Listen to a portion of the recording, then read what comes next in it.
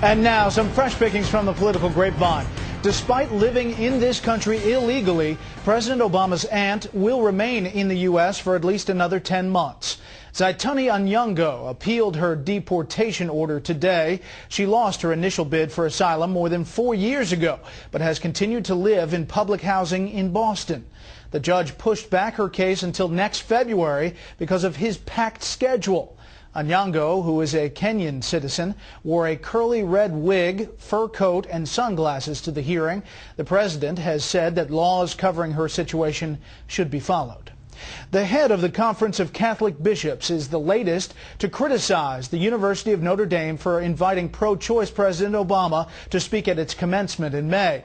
LifeSiteNews.com reports Chicago Archbishop Cardinal Francis George said during a conference Saturday that the school, quote, brought extreme embarrassment to many people who are Catholic. It is clear that Notre Dame didn't understand what it means to be Catholic when they issued this invitation. The cardinal urged Catholics to call, email, and write letters of disappointment to the university, but said he did not expect the invitation to be withdrawn.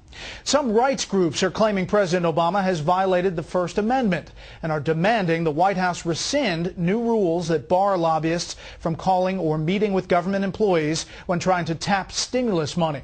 The Washington Times reports on the unusual group getting together on this issue. The American Civil Liberties Union, Citizens for Responsibility and Ethics in Washington, and the American League of Lobbyists all say the rules are unfair. Quote, banning lobbyists, often people with experience and subject matter expertise, actually may inhibit the speedy and responsible expenditure of funds on worthy projects and applicants.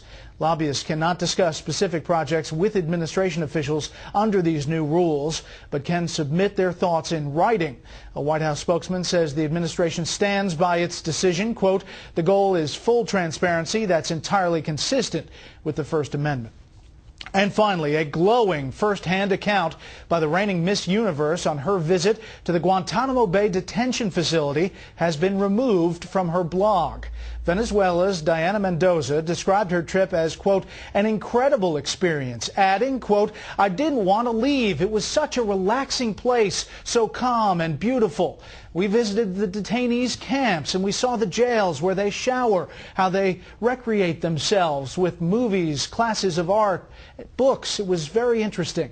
The detention center has drawn condemnation from around the world, so naturally her comments sparked debate.